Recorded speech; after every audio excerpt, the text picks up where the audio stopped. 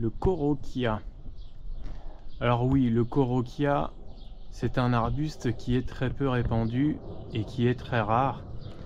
On trouve quelques variétés dans le commerce, mais en général, autant dire qu'il est introuvable, car quand on tombe sur un corokia, c'est presque un coup de chance. Alors celui-ci, c'est la variété budleioide. Soi-disant, il aurait un feuillage peut-être rappelant un peu les budléias, ce qui, selon moi, n'est pas particulièrement le cas, mais bon, bref. Alors, l'intérêt de la plante, eh bien, c'est un peu compliqué car ce n'est pas une plante particulièrement intéressante, puisque, comme on le voit, c'est un arbuste persistant, certes, mais un peu frileux, et on voit à travers. Ce qui veut dire que pour former une haie et se cacher d'un vis-à-vis et être bien chez soi à l'abri des regards, il faudra choisir autre chose. Alors c'est une plante originale, et si j'en parle, c'est parce que c'est tout de même une plante assez curieuse et remarquable.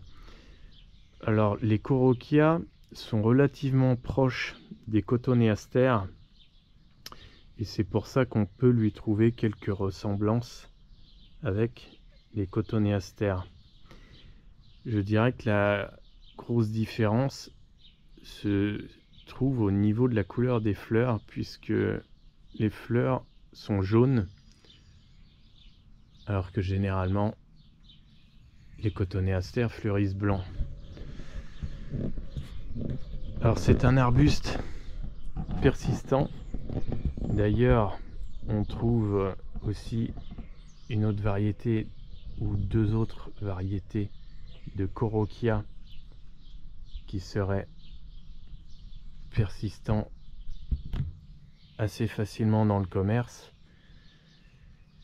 Les corokias sont tellement peu répandus qu'il est assez difficile d'en trouver, que ce soit dans les jardins comme en jardinerie.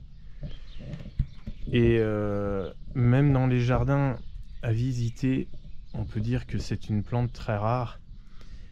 Alors c'est pas une plante particulièrement compliquée, c'est plutôt un problème de végétation qui le rend un petit peu réservé aux collectionneurs. Il supporte très bien la taille. Ici j'avais fait quand même quelques tailles assez fortes, donc on aperçoit quelques coupes qui font parfois 15 mm de diamètre, sachant que le bois est très dur à couper, un peu comme un cotonéaster.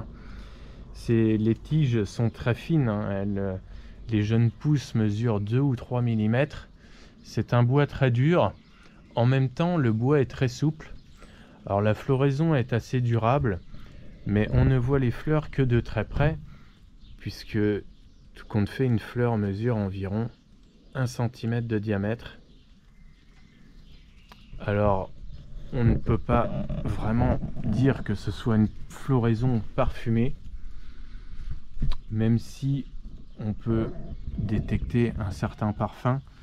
Alors ici, on voit les troncs qui sont très fins, tout compte fait, pour une plante qui mesure plus de 2 mètres. Et surtout, l'arbuste a déjà une bonne dizaine d'années de plantation, sachant qu'il a poussé très vite, puisque il pousse à l'abri contre un mur. Alors il est à l'abri des vents et un petit peu à l'abri du froid aussi. Alors je dirais que c'est plutôt un arbuste qui est idéal pour faire un massif original. Il peut être la pièce maîtresse d'un arbuste, d'un massif, on va dire, soit avec des plantes originales, soit un massif contemporain, moderne. On peut éventuellement le travailler un petit peu et lui donner une forme de taupière. Alors je ne le taillerai pas en nuage car il n'est pas assez dense. Aujourd'hui, c'est un arbuste que j'ai taillé fortement parce qu'il me gênait. Autrement, il formerait, on va dire, une forme de ballon de rugby quelque part. Il mesurait environ 2,50 m de hauteur sur 1,50 m environ de largeur. Il pousse pas tout à fait en boule. Il a tendance quand même à chercher la lumière. Et d'ailleurs, côté maison, on s'aperçoit qu'il ne pousse pas réellement. Il se penche vers la lumière et les pousses sont vraiment orientés vers l'extérieur. On voit bien qu'il cherche la lumière.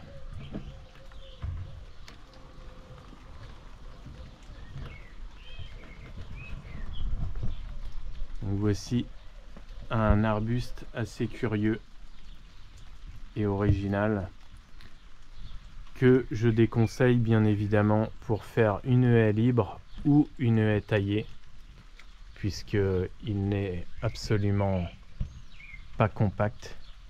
Et c'est justement ce qui lui confère tout son intérêt, c'est qu'on voit tout son squelette toute l'année. Bien qu'étant pourtant bien persistant. Au niveau rusticité, il n'est pas particulièrement très rustique. Il lui faut une exposition abritée, un endroit coupé du vent. Autrement, une fois qu'il n'est pas soumis à des températures trop basses, on peut dire que c'est un très bon persistant. Il a déjà subi ici des températures inférieures à -10 degrés et pour le moment, pas de problème, il pousse très bien.